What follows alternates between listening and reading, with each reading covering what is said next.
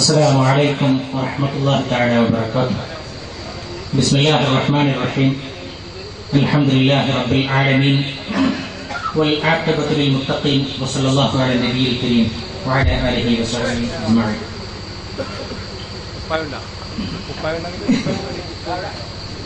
സമാധാനീയനും നമ്മുടെയൊക്കെ കണ്ണനുണ്ണിയുമായ പാണക്കാട് കൊടക്കണ തറവാട്ടിലെ സയ്യിദ് സാദിഖ് അലി ശിഹാബ് തങ്ങൾ അവരുടെ, അതുപോലെ തന്നെ നമ്മുടെ ഈ വേദിയെ ധന്യമാക്കുന്ന അബ്ദുൽ ഹമീദ് ഫൈസി അമ്പലക്കടവ്, അതുപോലെ നമ്മുടെ അട്ടൂട്ടിയിലെ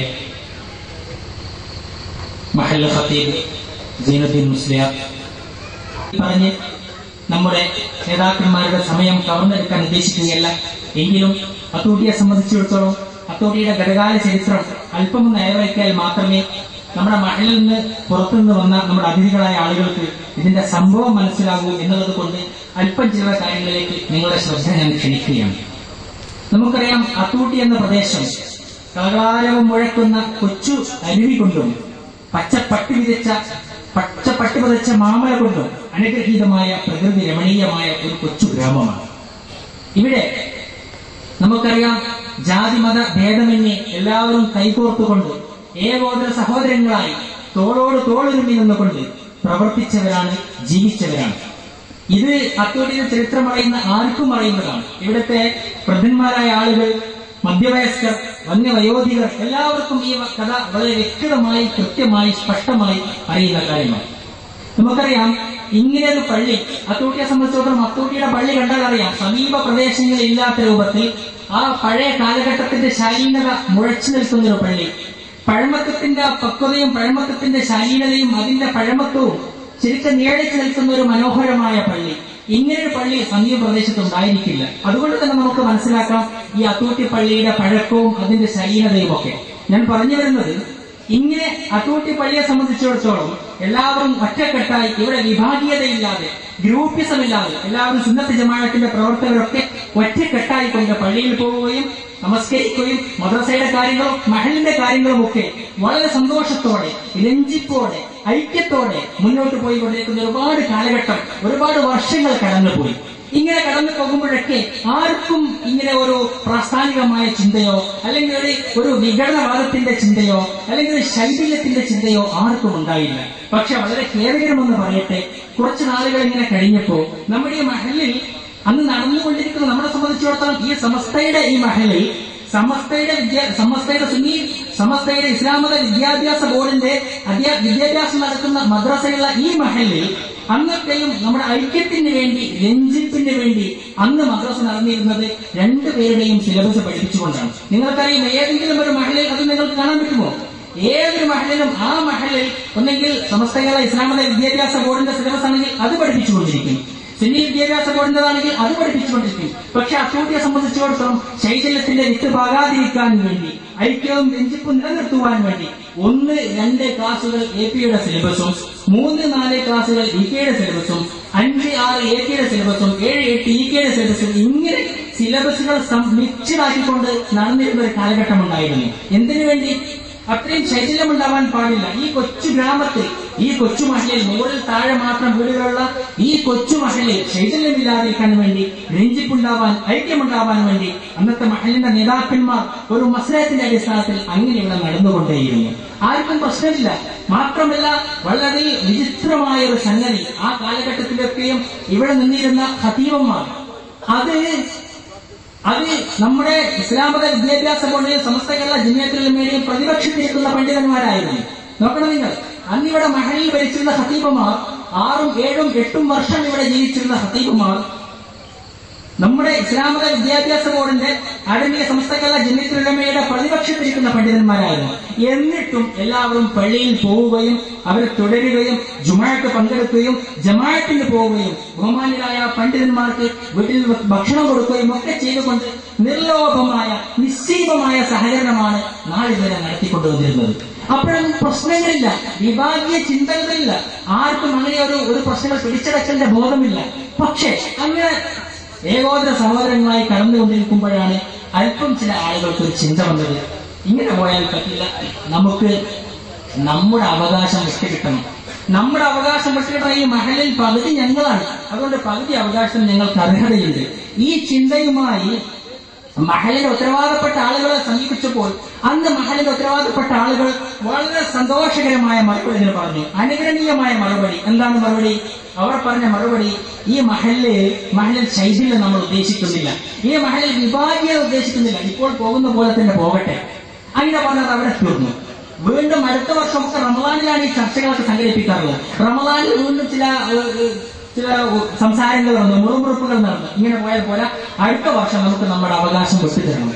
അപ്പോഴേ നമ്മുടെ ഉത്തരവാദപ്പെട്ട ആളുകൾ പറഞ്ഞു, നമ്മുടെ ഈ നാട്ടിൽ ശൈഥില്യം വേണ്ട, ഭിന്നിപ്പ് വേണ്ട, രഞ്ജിപ്പ് വേണ്ട, ഐക്യം വേണം, അഖണ്ഡത വേണം, പരസ്പര സ്നേഹം വേണം, സഹോദര്യം വേണം, സൗഹൃദം വേണം. അതുകൊണ്ട് തന്നെ നമുക്ക് എന്ത് ചെയ്യാം, ഇങ്ങനെ പോകുന്നത് പോലെ പോകട്ടെ.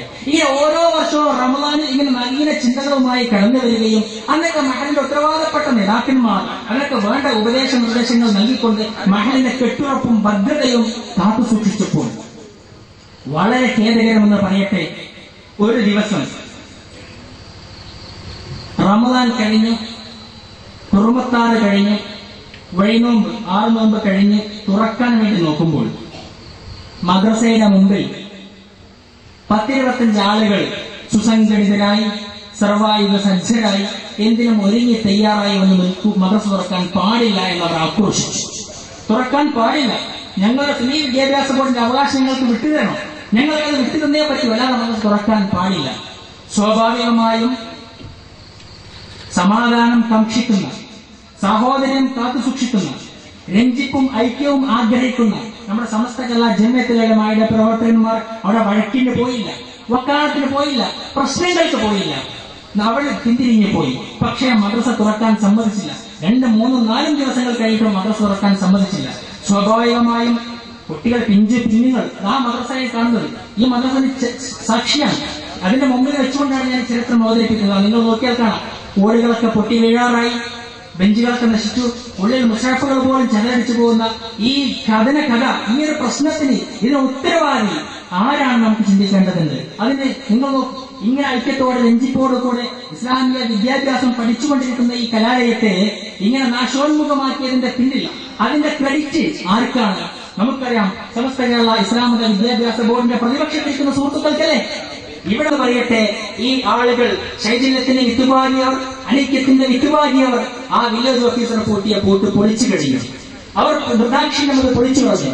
അവിടെ അവൻ വീണ്ടും കേസായി. അപ്പൊ ഞാൻ പറഞ്ഞു വരുന്നത്, ഇങ്ങനെ നമ്മുടെ പ്രതിപക്ഷത്തിരിക്കുന്ന സുഹൃത്തുക്കൾ അനൈക്യത്തിന്റെ പാത തുറന്നപ്പോൾ, അക്രമത്തിന്റെ വഴി സ്വീകരിച്ചപ്പോൾ, അസമാധാനത്തിന്റെ വഴി സ്വീകരിച്ചപ്പോൾ, സമാധാനത്തോടെയും ശാന്തിയോടെയും സ്നേഹത്തോടെയും സാഹോദര്യത്തോടെയും മാത്രം അതിന് പ്രതികരിച്ച ശീലമാണ് അത്തൂട്ടിയെ സംബന്ധിച്ചിടത്തോളം സമസ്ത കേരള ജമിയത്തുലമയുടെ പ്രവർത്തകന്മാർ.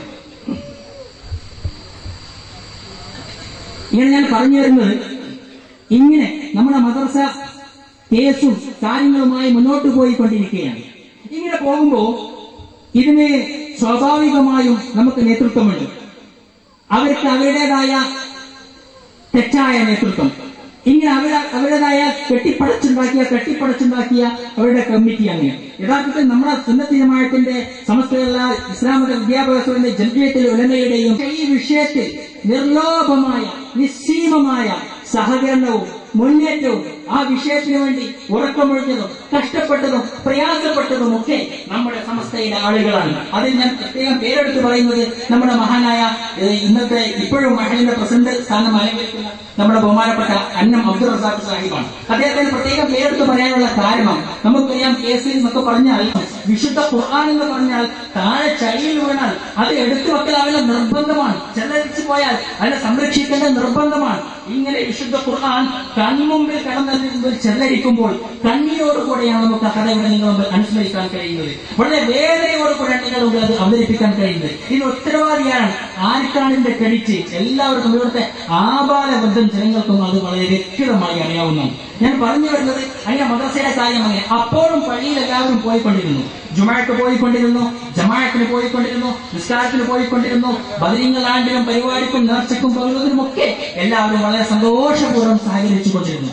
അങ്ങനെ നാളുകൾ കഴിയുമ്പോൾ നോക്കണം നിങ്ങൾ, മദ്രസ ബലമായി പിടിച്ചെടുത്തിട്ടും ഇവിടുത്തെ സംസ്ഥാന പ്രവർത്തകർ കുഴപ്പത്തിന് പോയില്ല, ആക്രോശത്തിന് പോയില്ല, അസമാധാനത്തിന് പോയില്ല. മറിച്ച് ക്ഷമയുടെ, സഹനത്തിന്റെ, രഞ്ജിത്തിന്റെ പാത മാത്രം തെരഞ്ഞെടുത്ത സമസ്ത കേരള ജമിയത്തുൽ ഉലമയുടെ പ്രവർത്തകന്മാർ പള്ളിയിൽ പോയിക്കൊണ്ടിരുന്നു. അങ്ങനെ പോയിക്കൊണ്ടിരിക്കുമ്പോഴാണ് ഒരു ദിവസം രാവിലെ സുബഹിക്ക് ജമാഅത്തിന് പോയപ്പോ അവിടെ കാണുന്ന അവസ്ഥ, ജമാഅത്തിന് സുബഹിക്ക് പള്ളിയിൽ പോയപ്പോ കുറച്ചാളുകൾ വന്നുകൊണ്ട് അന്നത്തെ ഇമാമിനോട് പറഞ്ഞു, ഒരു വയോധികനായ ഖത്തീബ് അദ്ദേഹത്തോട് പറഞ്ഞു, നിങ്ങൾ ഇമാമത്ത് നിൽക്കാൻ പറ്റില്ല, നിങ്ങൾക്ക് ഇവിടെ നിസ്കരിക്കാൻ അവകാശമില്ല, പള്ളി കമ്മിറ്റി മാറിയിട്ടുണ്ട്, ഞങ്ങളെ പള്ളിയാണ്, ഞങ്ങളുടെ ഖത്തീബുണ്ട്, ഞങ്ങളുടെ ഉസ്താദുണ്ട്, ഞങ്ങളുടെ മുസ്ലിയാരുണ്ട്. അൽഹംദുലില്ലാഹ് അന്നത്തെ ഖത്തീബിയുടെ സ്ഥലത്തുണ്ട്. അൽഹംദുലില്ലാഹ് അദ്ദേഹത്തിന് ഈ നല്ല മനോഹരമായ മുഹൂർത്തത്തിൽ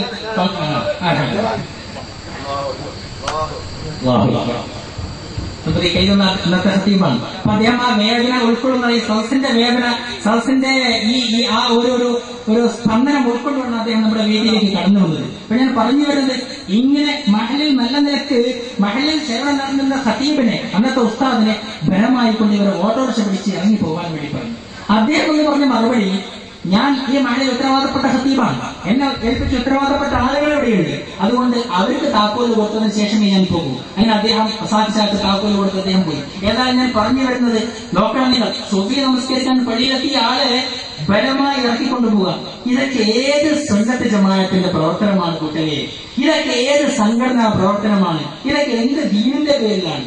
ഇവിടെ ദീൻ അഹ്ലു സുന്നത്തുൽ ജമാഅത്തും വിശുദ്ധ ഖുർആനും സുന്നത്തും അനുശാസിക്കുന്ന സുന്നത്ത് ജമാഅത്തിന്റെ പ്രവർത്തനത്തിൽ പെട്ടതാണോ ഈ പറഞ്ഞ കള്ളക്കേസുണ്ടാക്കലും, കള്ള കമ്മിറ്റി ഉണ്ടാക്കലും, ഉള്ള ഖത്തീബിനെ അന്യായമായി പിരിച്ചുവിടലും, പള്ളി കയറി പിരിക്കലും? ഇതൊക്കെ ഏത് സംഘടനാ പ്രവർത്തനമാണ്? ആരാണ് നേതൃത്വം നൽകുന്നത്? ആരും ഇതൊക്കെ പറഞ്ഞിട്ടുണ്ടോ? ഞാൻ പറഞ്ഞു വരുന്നത്, ഇങ്ങനെ മദ്രസ കേസിൽ അപകടം നടന്നുകൊണ്ടിരിക്കുന്നു, പള്ളിയിൽ എല്ലാവരും പോയിക്കൊണ്ടിരിക്കുന്നു. ഇങ്ങനെ പള്ളിയിൽ പോയിക്കൊണ്ടിരിക്കുമ്പോൾ ഈ സംഭവം ഉണ്ടായതിനു ശേഷം സ്വാഭാവികമായും ഇവിടുത്തെ സംസ്ഥയുടെ പ്രവർത്തകർ, FPSSന്റെ പ്രവർത്തകർ, SYSന്റെ പ്രവർത്തകർ, SMFന്റെ പ്രവർത്തകർ, SKSDയുടെ പ്രവർത്തകർ സ്വാഭാവികമായും പള്ളിയിലേക്ക് പോവാതെ അവർ വീട്ടിൽ നമസ്കരിക്കും. കാരണം ഇങ്ങനെ പള്ളിയിൽ പോകുമ്പോൾ ആരെയാണ് തുറന്ന് നിസ്കരിക്കേണ്ടത്? ഇങ്ങനെ നിലവിലുള്ള ഖത്തീബിനെ നിർദാക്ഷിണ്യ നിഷ്കരണം അദ്ദേഹത്തെ ആട്ടി ഓടിച്ചിട്ട് ഏതെങ്കിലും ഒരാളൊന്ന് പള്ളിയിൽ കയറിയിരുന്നാൽ എങ്ങനെ നമ്മളെ തുറന്ന് നമസ്കരിക്കും? മനസാക്ഷിക്കുള്ള ഒരൊറ്റ ആളും തയ്യാറാകുമോ? തയ്യാറായില്ല. എങ്കിലും അല്ലറച്ചില്ല വയോധികരും വൃദ്ധന്മാരും ഒക്കെ മറ്റു സ്ഥലത്ത് പോകാൻ കഴിയാത്തവരൊക്കെ പള്ളിയിൽ പോയിക്കൊണ്ടിരുന്നു. പലപ്പോഴും കുറച്ച് ആളുകൾക്ക് ജുമാക്ക് പോയി, എന്നാലും കുറെ ആളുകൾക്ക് ജുമാക്ക് ചീമേരിയിലും ആമത്തലയും ചന്തേരയും തൃക്കരിപ്പൂരുമായി സമീപ പ്രദേശങ്ങളിലൊക്കെ പോയിക്കൊണ്ടിരുന്നു. എന്നിട്ട് അങ്ങനെ കാര്യങ്ങൾ കഴിയും. ഏതായാലും കേസും കാര്യവും കൂട്ടുമേതിന്റെ പുറപോലെ നടന്നുകൊണ്ടിരുന്നു. അൽഹംദുലില്ലാഹ് അള്ളാഹുവിന്റെ അപാരമായ തൗഫീഖ് കൊണ്ട് സത്യം ഇവിടെ വിജയിച്ചു കഴിഞ്ഞു. അത് നമ്മുടെ തീരുമാനമല്ല, അത് അള്ളാഹുവിന്റെ തീരുമാനമാണ്, വിശുദ്ധ ഖുർആന്റെ തീരുമാനമാണ്. ജഅൽ ഹഖു വസഹഖൽ ബാതിലു ഇന്നൽ ബാതില കാന സഹൂഖാ. സത്യം അത് ജഅൽ ഹഖു, സത്യം ഇതാ വന്ന് ഒഴിവായിരിക്കുന്നു. വസഹഖൽ ബാതിൽ, നിത്യ തകർന്നടിച്ചിരിക്കുന്നു. ഇന്നൽ ബാതില കാന സഹൂഖാ, നിശ്ചയം നിത്യ തകർന്നടിയാനുള്ളത് തന്നെയാണ് എന്ന വിശുദ്ധ ഖുർആന്റെ വളരെ അലംഘനീയമായ പ്രഖ്യാപനം, പ്രചണ്ഡമായ പ്രഖ്യാപനം, ശക്തിമത്തായ പ്രഖ്യാപനം അതിവിടെ അള്ളാഹു പുറത്തിയിരിക്കുന്നു. അൽഹംദുലില്ലാഹ് നമ്മുടെ മഹല്ല്, നമ്മുടെ പള്ളിയുടെ വിധി അത് സമസ്തക്ക് അനുകൂലമായ വിധി കിട്ടിയിരിക്കുന്നു. ഇങ്ങനെ നമ്മൾ അങ്ങനെ അത് പറയുമ്പോൾ മറ്റൊരു കാര്യങ്ങൾ ശ്രദ്ധയിൽപ്പെടുത്താനുള്ളത്, ഇങ്ങനെ വിധി കിട്ടി പള്ളിയിൽ കയറണമല്ലോ. കാരണം വിധി കിട്ടി. നമ്മുടെ ഇന്ത്യ രാജ്യം മതേതരത്തെ രാജ്യമാണ്, നീതിക്കും ന്യായത്തിനും വിലയുള്ള രാജ്യമാണ്. ഇവിടെ നീതിയുണ്ട്, കോടതിയുണ്ട്, നിയമപാലകരുണ്ട്. അതുകൊണ്ട് തന്നെ നമുക്ക് വിധി കിട്ടി പള്ളിയിൽ കയറാൻ വേണ്ടി പള്ളിയിലേക്ക് പോകുമ്പോ നോക്കണം നിങ്ങൾ, ഒരു മഹലിനെ അശാന്തിയുടെ വിട്ടുവെച്ച ആളുകൾക്ക് എന്ത് നീതി, എന്ത് കോടതി, എന്ത് നിയമപാലനം? അവർ പള്ളിയിൽ വരികയും പള്ളിയിൽ കയറാൻ സംബന്ധിക്കാതെ തടസ്സപ്പെടുത്തി. വളരെ ഖേദകരമെന്ന് പറയട്ടെ, പള്ളിയിൽ അടിപിടിയും ശണ്ടയും ഉണ്ടാക്കി. ഉത്തരവാദി ആര്? മദ്രസയെ കൂട്ടിയിട്ട, ഇസ്ലാമിക വിദ്യാഭ്യാസം നശിപ്പിച്ച, വിശുദ്ധ ഖുർആൻ നശിക്കാൻ കാരണമായ അതേ സുഹൃത്തുക്കൾ തന്നെ പള്ളിയിൽ നിന്ന് കുഴപ്പമുണ്ടാക്കാൻ അവർ നേതൃത്വം വഹിച്ചു. ഒന്നും അടിയും കുഴപ്പവും വഴക്കും വക്കാനവുമായി ഈ പള്ളിയിൽ രക്തം വരെ വീഴാൻ കാരണമായി. ആർക്കതിന്റെ ക്രെഡിറ്റ്? ഇതൊന്നും ഈ സുഹൃത്തുക്കൾക്കല്ലേ ക്രെഡിറ്റ്? നമ്മുടെ പ്രതിപക്ഷത്തിരിക്കുന്ന സഹോദരന്മാർക്കല്ലേ അതിന്റെയും ക്രെഡിറ്റ്? ഞാൻ പറഞ്ഞു വരുന്നത്, അങ്ങനെ ആ ദിവസം കയറാൻ പറ്റിയില്ല. അതൊക്കെ പറഞ്ഞു വരുന്ന സ്വാഭാവികമായും ഇവിടുത്തെ ആളുകൾ അന്നത്തെ ഭരണം ഉപയോഗിച്ചുകൊണ്ടും രാഷ്ട്രീയത്തെ തെറ്റിദ്ധരിപ്പിച്ചുകൊണ്ടും നിയമപാലകന്മാരെ തെറ്റിദ്ധരിപ്പിച്ചുകൊണ്ടൊക്കെ ഒരുപാട് നാടകങ്ങൾ, ഒരുപാട് അന്തർനാടകങ്ങൾ അതിന്റെ പേരിൽ അരങ്ങേറി. അതിന്റെ പേരിലാണ് അന്ന് കാണാൻ പറ്റാതെയായത്. വീണ്ടും ഒരു ദിവസം നമ്മുടെ നിയമപാലകന്മാർ നമുക്ക് തന്നു, ഇന്ന ദിവസം നിങ്ങൾ കേൾക്കോ, നമ്മൾ സഹകരിക്കും, വരും, ഇനി അങ്ങനത്തെ ഒരു അന്തർനാടകങ്ങൾക്കും ഞങ്ങൾ തയ്യാറില്ല, ഞങ്ങൾ വരും, ആര് പറഞ്ഞാലും ശരി കോടതിയുടെ വിധിയാണ്, അത് നടപ്പിലാക്കി തരൽ നിയമപാലകരായ നിങ്ങളുടെ ഉത്തരവാദിത്തമാണ്, അല്ലെങ്കിൽ കോടതി ഞങ്ങൾക്കെതിരെ ആക്ഷൻ എടുക്കും. അങ്ങനെ പറഞ്ഞ അവരുടെ ഉത്തരവാദിത്തത്തോടു കൂടെ അവർ സംസാരിച്ചപ്പോൾ വീണ്ടും അവരെ ഡേറ്റ് തരികയും അന്ന് സമസ്തയുടെ പ്രവർത്തകർ, ഇസ്ലാമിക വിദ്യാഭ്യാസ ബോർഡിന്റെ പ്രവർത്തകർ, SKSFന്റെ ചുണക്കുട്ടികൾ, SBSന്റെ ആളുകൾ, മഹല്ല് ജമാഅത്തിന്റെ ആളുകൾ, ഉത്തരവാദപ്പെട്ടവരൊക്കെയും പള്ളിയിൽ വന്ന് തക്ബീർ ചൊല്ലി നമ്മുടെ ബഹുമാനനായ പ്രസിഡന്റ് അബ്ദുൽ റസാഖ് സാഹിബിന്റെ നേതൃത്വത്തിൽ പള്ളി തുറന്നു. തക്ബീർ ചൊല്ലി പള്ളിയിൽ നമ്മൾ ഇന്നും നമസ്കരിച്ചു കൊണ്ടിരിക്കുന്നു. ഇന്ന് നമ്മൾ പള്ളിയിൽ നമസ്കരിച്ചു കൊണ്ടിരിക്കുന്നു. ഞാൻ പറഞ്ഞത് ഈ കാലഘട്ടങ്ങളിലൊക്കെയും നമ്മൾ പുറത്ത് ജുമാഅത്ത്, മറ്റ് മഹല്ലുകളിൽ ജുമാഅത്ത് പോയാലും ഇതേ മഹല്ലിൽ വെച്ച് ജുമാഅത്ത് നടത്തിയ ചരിത്രം നമ്മുടെ പ്രവർത്തകരിലില്ല. പലപ്പോഴും ഇങ്ങനെയുള്ള ഒരാളെ തുടർന്ന് പ്രയാസമുള്ളത് കൊണ്ട് നിലവിലുള്ള പാവപ്പെട്ട സാത്വികനായ ഒരു ഖതീബിനെ നിഷ്കരണം, നിർദാക്ഷിണ്യം ആട്ടിപ്പുറത്താക്കി ആ സ്ഥലം പിടിച്ചെടുത്തത് കൊണ്ട് അദ്ദേഹത്തെ തുടരാൻ താല്പര്യമില്ലാത്ത ആളുകൾ പുറത്തുപോയി തുടർന്നാലും മഹലിന്റെ മൂക്കിന് താഴെ വെച്ച്, മൂക്കിന് മുട്ട വെച്ച് ഒരുപാട് അകലെ ഷെഡ് കെട്ടി ജുമാഅത്ത് നടത്തിയ ചരിത്രം നമ്മുടെ പ്രവർത്തകന്മാർക്കില്ല. അത് ചെയ്തില്ല, അന്നത് ചെയ്തില്ല. പക്ഷേ കേരളം പറയട്ടെ, ഇന്ന് നിങ്ങൾ നോക്കൂ, ഒന്ന് നീട്ടി തുപ്പിയാൽ എത്തുന്ന ദൂരത്ത് ഒരു വെളിപ്പാടകലെ മൂക്കിന് താഴെ ഇന്ന് ഷെഡ് വെച്ച് കെട്ടി അതിൽ ജുമാഅത്ത് നടത്തുകയാണ്. ഏത് ഫത്വയുടെ അടിസ്ഥാനത്തിലാണ്, ഏത് ഫിഖിന്റെ അടിസ്ഥാനത്തിലാണ്, ഏത് മദ്ഹബിന്റെ അടിസ്ഥാനത്തിലാണ്, മദ്ഹബിനുള്ളിലെ ഏത് മസ്അലയുടെ അടിസ്ഥാനത്തിലാണ് ഇങ്ങനെ ഒരു ജുമാഅത്ത് നടത്തുന്നത് നമുക്കൊരു നിശ്ചയമില്ല. മാത്രമല്ല വളരെ വൈരുദ്ധ്യം, സങ്കടകരമായ അവസ്ഥ, അതോടുകൂടെ രസകരമായ അവസ്ഥ. ഈ സാധുക്കളുടെ ജില്ലാ കമ്മിറ്റിയിൽപ്പെട്ട ആളുകളും അതുപോലെ തന്നെ മണ്ഡലം കമ്മിറ്റിയിൽപ്പെട്ട ആളുകളും ഏരിയ